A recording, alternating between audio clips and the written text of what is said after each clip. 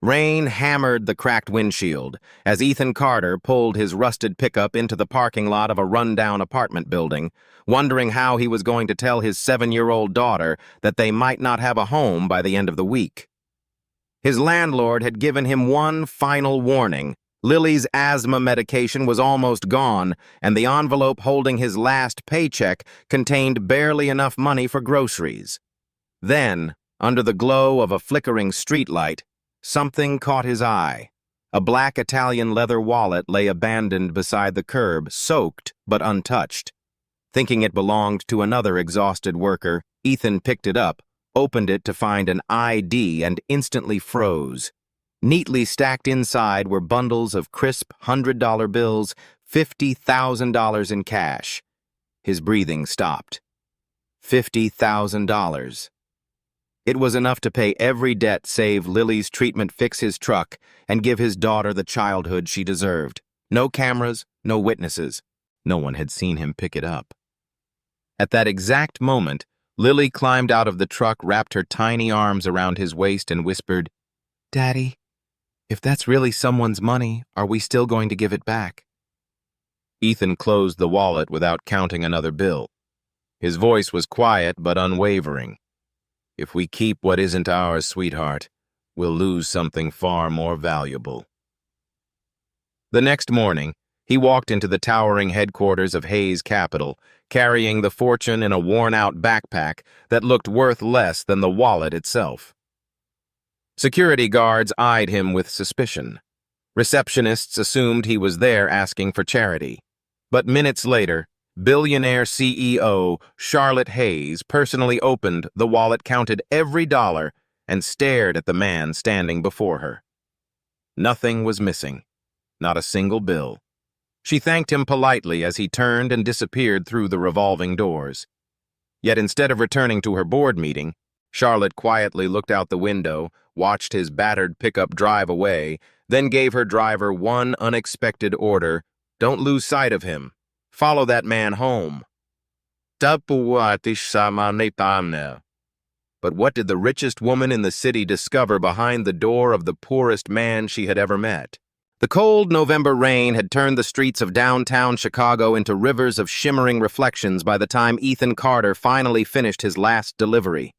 His shoulders ached from hauling heavy boxes since dawn, and the old pickup truck he depended on coughed every time he pressed the accelerator. The dashboard glowed with a stubborn orange warning light that had been flashing for weeks, another repair he couldn't afford. Sitting beside him, 7-year-old Lily Carter hugged her backpack against her chest, trying not to cough as the damp air seeped through the worn door seals. She smiled anyway, because she had learned long ago that smiling made her father worry a little less. "Did we make enough today, Daddy?" she asked softly.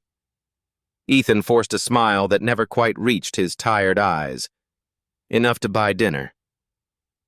He didn't tell her that dinner would probably be canned soup and toast again. He certainly didn't tell her that the landlord's final eviction notice was folded inside his jacket pocket. 3 months behind on rent. Pay by Friday or leave. The words had burned into his memory all day. As he pulled into the cracked parking lot behind their apartment building, the truck sputtered and died. Ethan sighed, rested his forehead on the steering wheel for a moment, then climbed into the rain to inspect the engine. While walking around the truck, something black near the curb caught his attention. It looked expensive, completely out of place among broken bottles and puddles. He bent down and picked it up. It was a handcrafted leather wallet, heavy enough to surprise him. Thinking someone nearby might be searching for it, he opened it to look for identification. The moment the wallet unfolded, his heartbeat stopped. Thick bundles of $100 bills filled nearly every compartment. Ethan stared in disbelief. He counted once, then again, afraid his exhausted eyes were playing tricks on him. $50,000. More money than he had seen in one place in his entire life.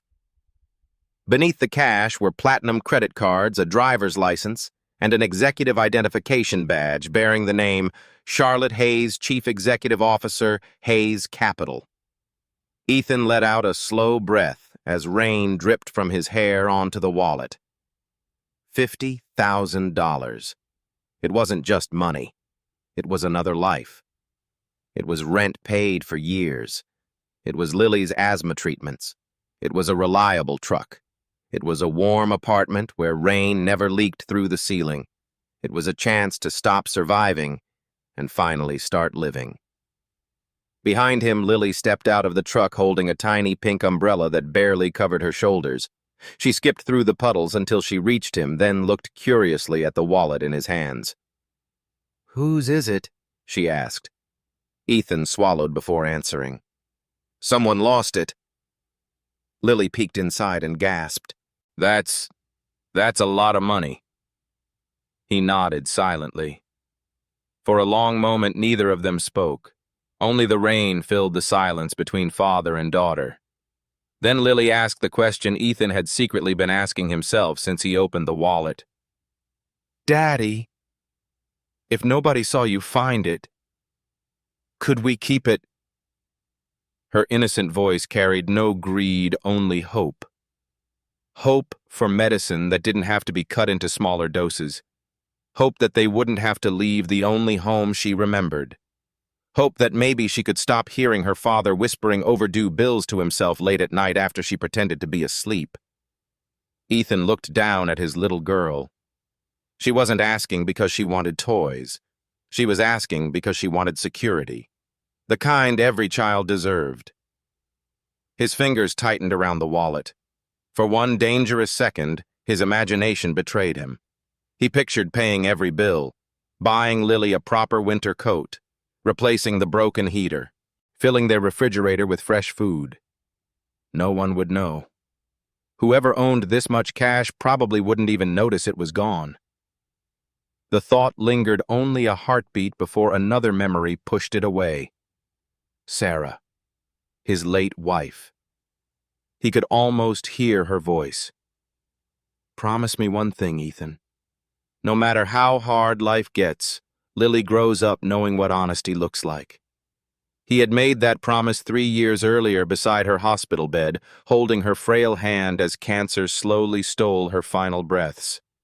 Ethan closed the wallet with quiet determination. "No, sweetheart," he said gently. "We can't keep it." Lily tilted her head. "Even if it helps us." He knelt so they were eye level despite the rain soaking through his jacket. Especially then, the easiest choices are rarely the right ones. Lily looked disappointed for only a second before she nodded. "Because someone is probably crying right now." Ethan smiled sadly. "Exactly." She reached for his hand. "Then let's help them stop crying." Those simple words erased every remaining temptation. They walked upstairs to their tiny apartment together, where reality greeted them the moment Ethan unlocked the door. Water dripped steadily from a stain in the ceiling into a plastic bucket that had become a permanent piece of furniture. The refrigerator hummed loudly, despite containing almost nothing except milk eggs and leftover soup. The heater struggled against the cold. On the kitchen table sat unopened envelopes marked "Final Notice" in bold red letters. Ethan quietly slid them into a drawer before Lily could notice. While she worked on her homework, he searched online for Hayes Capital. It was one of the largest investment companies in the country. Charlotte Hayes appeared on the company website wearing an elegant navy suit, standing confidently before the skyline.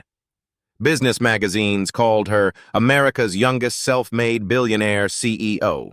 Ethan stared at the photograph for several seconds. Their worlds could not have been farther apart. Yet tomorrow morning he would have to walk into her building carrying $50,000 that could have solved every problem in his life. He carefully placed the wallet inside an old backpack and zipped it shut. That night he barely slept.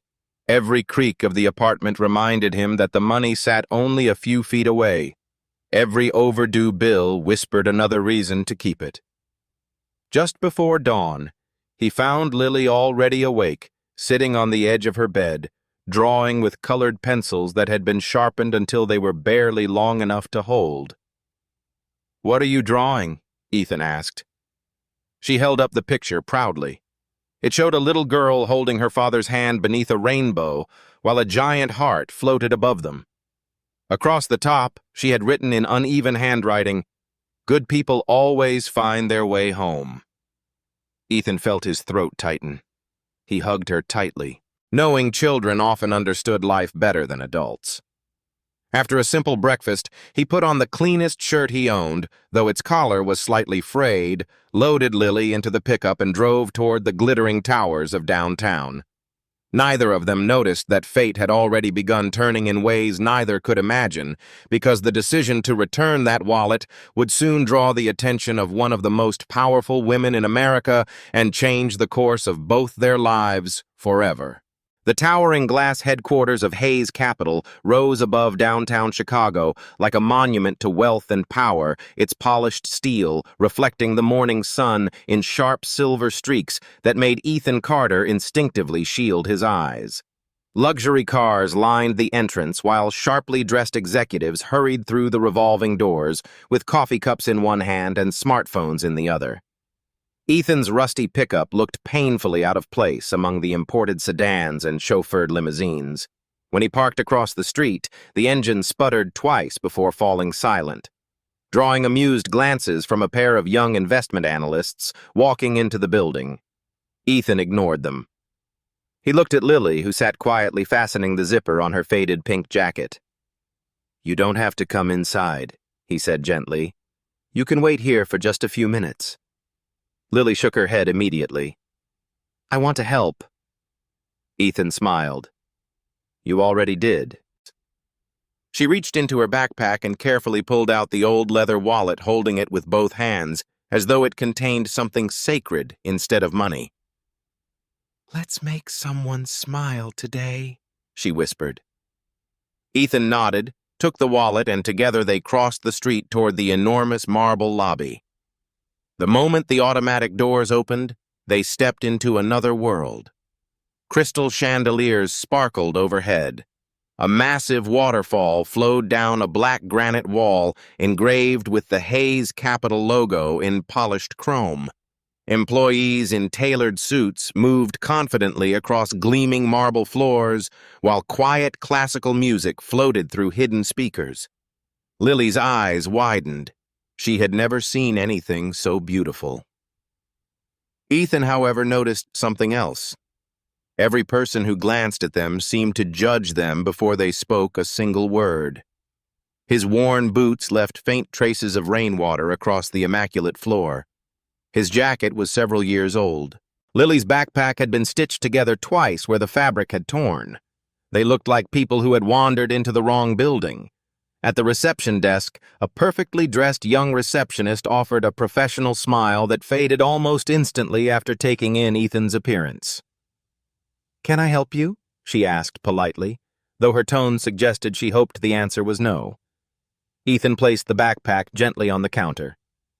"I'd like to return something that belongs to Ms. Charlotte Hayes." The receptionist barely looked up from her computer. "Do you have an appointment?" "No." "Then I'm afraid Ms. Hayes isn't available." Ethan hesitated before quietly unzipping the backpack. The instant the black leather wallet appeared, the receptionist's expression changed. "Where did you get that?" she demanded. "I found it last night." Her eyes narrowed. "Please wait here." She disappeared through a secured hallway while another receptionist subtly pressed a button beneath the desk. Less than 30 seconds later, 2 security guards approached Ethan. One positioned himself beside Lily while the other addressed Ethan directly. "Sir, we're going to need you to step away from the counter." Ethan raised both hands calmly. "I'm only here to return the wallet." "Open the bag completely." Ethan complied without argument.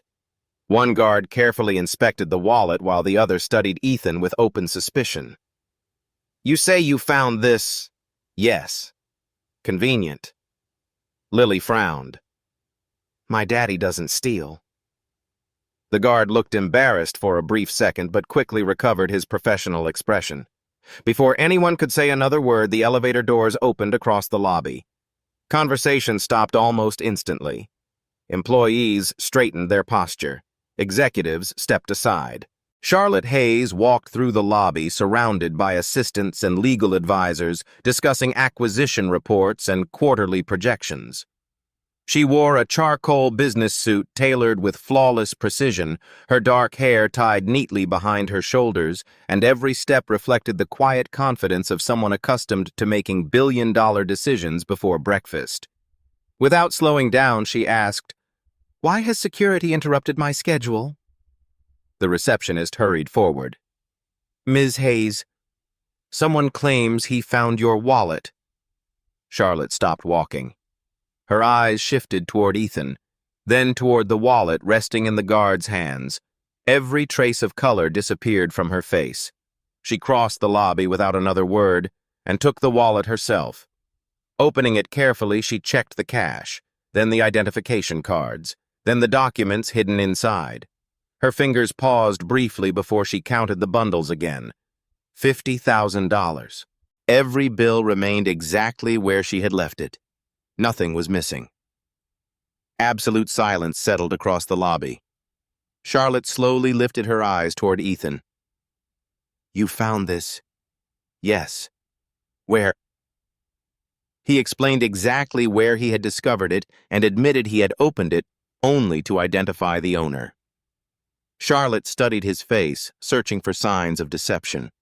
After years of negotiating billion-dollar deals, she considered herself an expert at reading people. Investors lied. Politicians lied. Executives lied. Even members of her own board lied when money was involved. Yet the exhausted father standing before her showed no excitement, no expectation, no calculation. Only relief that he could finally hand the burden to its rightful owner. "Did you count the money?" she asked. Ethan answered honestly. "I did." Several executives exchanged skeptical glances. Charlotte asked another question. "And you still brought it back?"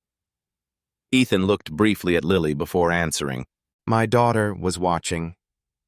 The sentence was simple, but it landed with unexpected weight. Charlotte looked down at the little girl who smiled shyly. "Daddy says if we keep something that isn't ours, we lose something inside ourselves." No one spoke. The security guards looked away. Even the receptionist seemed uncomfortable.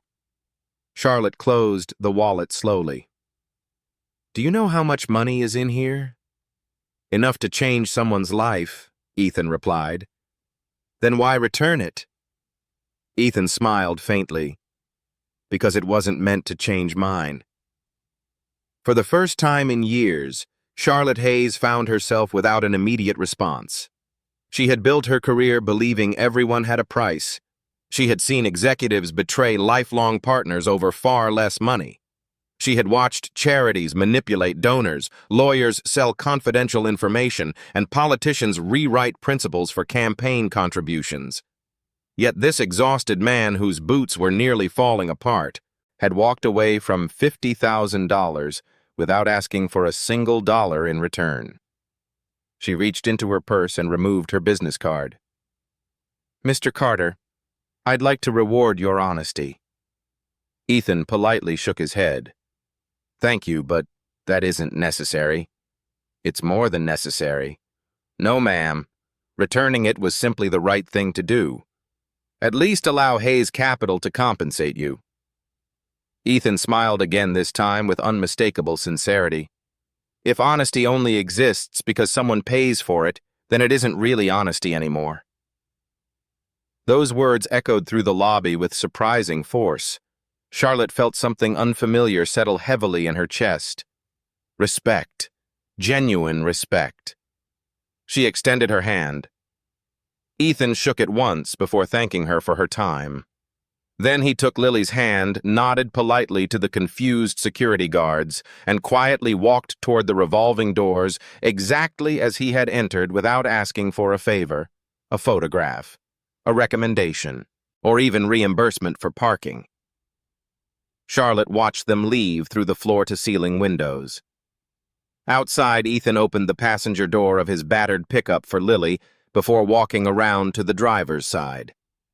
The truck struggled to start. It took 3 attempts before the engine finally roared weakly to life. Charlotte continued watching until the old pickup disappeared into traffic. One of her assistants cleared his throat. "Your board meeting starts in 5 minutes." Charlotte never took her eyes off the street. "Reschedule it." The assistant blinked in confusion. "Reschedule? The board meeting?" "Yes." "May I ask why?" Charlotte remained silent for several seconds before speaking quietly. "Because I don't believe that man." Everyone nearby looked surprised. "You think he stole the wallet?" another executive asked. Charlotte slowly shook her head. "No." Her voice became almost a whisper. "I don't believe a man like that actually exists." She turned toward her longtime driver Marcus, who had worked for the Hayes family for over 20 years. "Take the SUV." "Where to, Ms. Hayes?" Charlotte looked once more at the direction Ethan's pickup had disappeared. "Stay far enough back that he won't notice." Marcus frowned. "You want me to follow him?" Charlotte answered without hesitation. "Yes." "For how long?" She paused before giving an order that would quietly alter both of their lives forever. "Until I understand why the poorest man I've ever met just walked away from $50,000 like it meant nothing at all." Marcus kept a careful distance as Ethan's battered pickup crawled through neighborhoods that grew older and quieter with every mile away from downtown. Charlotte Hayes sat silently in the back seat of the black SUV, watching through the tinted window as the gleaming skyscrapers disappeared behind rows of aging apartment buildings, abandoned storefronts, and cracked sidewalks. This was a part of Chicago she rarely visited, not because she feared it, but because her life had become insulated from places where every dollar mattered. Ethan finally pulled into the parking lot of a weathered apartment complex whose peeling paint and rusted staircases told a story of years without repairs. Charlotte frowned as she watched him step out of the truck carrying 2 grocery bags while Lily skipped beside him, happily chatting about a drawing she planned to finish after school. There was no sign of frustration on Ethan's face, no bitterness over the money he had chosen to return only hours earlier. Instead, he smiled at his daughter as if nothing in the world weighed on his shoulders. Charlotte expected him to complain the moment they disappeared inside. Instead, curiosity pulled her farther than she intended.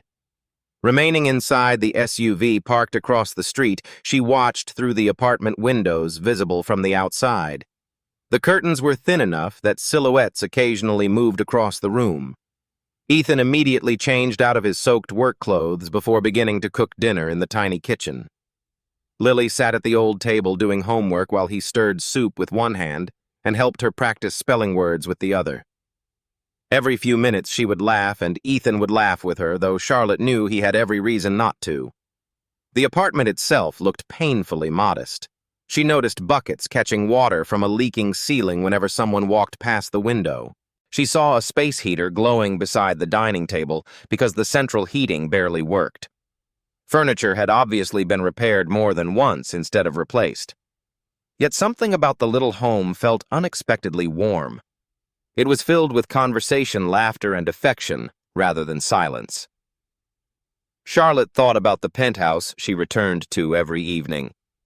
It overlooked the lake, occupied 2 floors, and contained rooms she rarely entered. Expensive artwork decorated every wall, but no one waited for her when she came home. For the first time in years, she found herself wondering which home was truly richer. Over the following week, Charlotte could not stop thinking about Ethan Carter. She instructed her assistant to quietly learn more about him without invading his privacy. The report revealed no criminal history, no hidden debts beyond ordinary medical bills, no lawsuits, no scandals. It simply described a widowed father who worked 3 different jobs after leaving a successful engineering career to care for his daughter when his wife became terminally ill. Charlotte reread that sentence several times.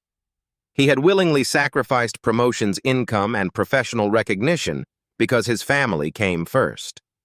That decision alone was almost unimaginable in the corporate world she knew. Unable to ignore her growing curiosity, Charlotte devised a simple excuse to see him again. She visited the apartment one Saturday afternoon carrying several gift bags, telling herself she merely wanted to thank him properly. Ethan answered the door wearing jeans covered with paint from repairing Lily's bedroom wall. Surprise crossed his face when he recognized the billionaire standing outside his apartment holding expensive shopping bags. "Ms. Hayes?" he asked. Charlotte smiled awkwardly. "I hope I'm not interrupting." Ethan stepped aside politely. "Please come in. Come." She entered the tiny apartment, noticing immediately how clean it was despite its condition. Fresh flowers sat in a glass jar on the table, clearly picked from somewhere rather than purchased. Children's drawings covered one wall. Family photographs filled another. Lily ran into the room and greeted Charlotte with genuine excitement. "You're the wallet lady," she said happily, making Ethan blush with embarrassment. Charlotte laughed for what felt like the first sincere time in months. She handed Lily one of the bags. "I brought you some art supplies." Lily looked toward her father instead of opening it. Ethan nodded gently. "It's okay. Say thank you." "Thank you." Lily hugged the bag as though it contained treasure. Charlotte then offered Ethan the remaining gifts, a luxury grocery voucher, an envelope containing several $1,000s, and the business card of a prestigious medical specialist who treated pediatric asthma. Ethan accepted the doctor's information immediately. This could really help Lily, he admitted gratefully. But when Charlotte handed him the envelope, he quietly pushed it back toward her. "I can't accept this." "It's not charity," Charlotte insisted. "Consider it a reward." Ethan smiled politely. "You already thanked me." "Mr. Carter, this amount wouldn't even register in my monthly expenses." "Maybe not," Ethan replied calmly. "But if I accept money because I returned your wallet, then Lily might think honesty is something people do for payment. That's not the lesson I want her to remember." Charlotte found herself speechless once again. Instead of arguing, she watched Ethan kneel beside Lily as she excitedly opened the art supplies. He carefully explained that generous people deserved gratitude, not dependence, and that gifts should never make someone feel entitled to ask for more. Lily listened seriously before hugging Charlotte and promising to draw her a picture in return. No expensive boardroom presentation had ever impressed Charlotte as much as the quiet lesson unfolding in that tiny apartment. During the weeks that followed, Charlotte found more reasons to visit. Sometimes she brought children's books. Sometimes homemade cookies baked by her elderly mother. Sometimes she simply stopped by after work with coffee for Ethan, after learning he often skipped meals to save money for Lily's medication. Ethan never accepted anything unnecessary for himself, but he never rejected kindness meant for his daughter. Gradually, their conversations grew longer. They spoke about Sarah, Ethan's late wife, whose strength during her illness had inspired everyone around her. Charlotte admitted that after years of building a business empire, she had forgotten what genuine trust felt like. Ethan never treated her like a billionaire. He disagreed with her when he believed she was wrong, laughed at her dry sense of humor, and never once asked for a favor, an investment, or a job. For perhaps the first time since becoming CEO, Charlotte experienced the rare comfort of knowing someone valued her presence rather than her power. Each visit quietly erased another invisible wall separating their worlds. The billionaire who had once believed every person had a price now found herself admiring a man whose greatest wealth could never be measured in dollars, and without realizing it, admiration slowly gave way to something far more dangerous. Because Charlotte Hayes was no longer simply curious about Ethan Carter's honesty, she was beginning to fall in love with the man who had reminded her what integrity truly looked like. Charlotte's growing admiration for Ethan was interrupted the morning her chief legal officer placed an internal audit report on her desk with an expression she had never seen before. Hidden among dozens of financial transactions was a transfer authorization connected to the very day she had lost her wallet. The serial numbers of several cash bundles matched records from a confidential corporate withdrawal approved by Chief Financial Officer Adrian Brooks. Charlotte's pulse quickened as she unlocked the hidden compartment inside the wallet she had not examined since Ethan returned it. Tucked beneath the leather lining was a tiny folded receipt containing handwritten account numbers that should never have existed outside the executive finance department. Suddenly, the missing wallet no longer looked like an accident. It looked like a failed exchange.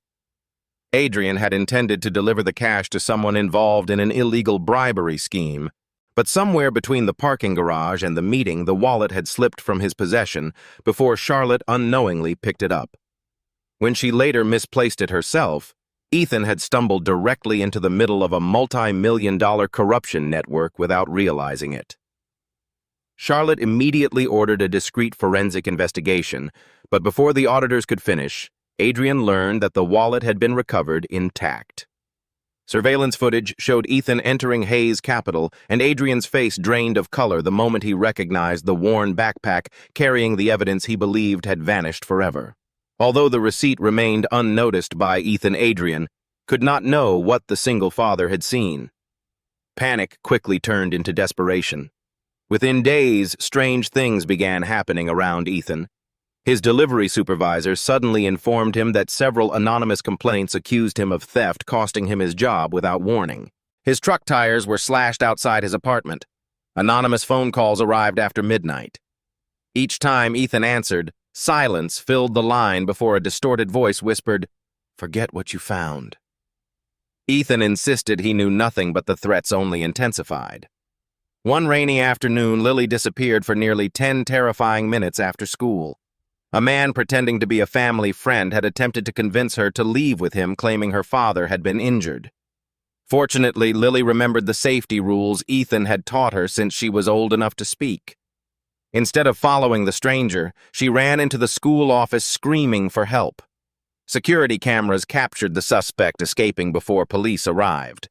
When Charlotte heard what had happened, guilt crashed over her. Ethan and Lily had become targets because he had chosen to return her wallet. She drove to their apartment that evening and found Ethan repairing the broken front door after someone had kicked it in the previous night. For the first time since they had met, anger flashed across Charlotte's normally composed face. "This has gone far enough," she said. Ethan looked exhausted but calm. "I don't want you risking your company because of me." Charlotte shook her head. "This stopped being about my company the moment someone tried to use your daughter." Together, they retraced every detail Ethan could remember from the night he found the wallet. At first, his memories seemed insignificant, but Ethan's engineering mind had always paid attention to details others ignored. He remembered hearing two men arguing near the parking garage before finding the wallet. He recalled part of a license plate reflected in a puddle, the logo on a courier van parked nearby, and even the expensive watch Adrian had been wearing when they briefly crossed paths inside Hayes Capital. Those seemingly ordinary observations allowed Charlotte's investigators to reconstruct the timeline. Security footage previously overlooked revealed Adrian secretly meeting an outside contractor moments before the wallet disappeared. Financial records uncovered shell companies receiving millions in fraudulent consulting payments. The final piece of evidence came from a hidden backup server Ethan helped locate after noticing inconsistencies in the building's structural maintenance plans during one of his earlier visits. The encrypted files contained years of falsified accounting records bearing Adrian's digital authorization. Charlotte immediately called an emergency meeting of the board of directors. Adrian arrived confident, wearing his usual tailored suit and carrying the polished smile that had deceived investors for years. Before Charlotte could present the evidence, Adrian struck first. He stood and dramatically accused Ethan of manipulating the CEO for financial gain. He claimed the poor single father had staged the wallet incident to earn Charlotte's sympathy before attempting corporate extortion. Several board members exchanged uneasy glances as Adrian spoke with convincing confidence. Ethan remained silent, refusing to interrupt despite the humiliation. Then Charlotte calmly pressed a remote control. One screen after another illuminated the boardroom walls. Security footage, bank transfers, email records, audio recordings, surveillance photographs.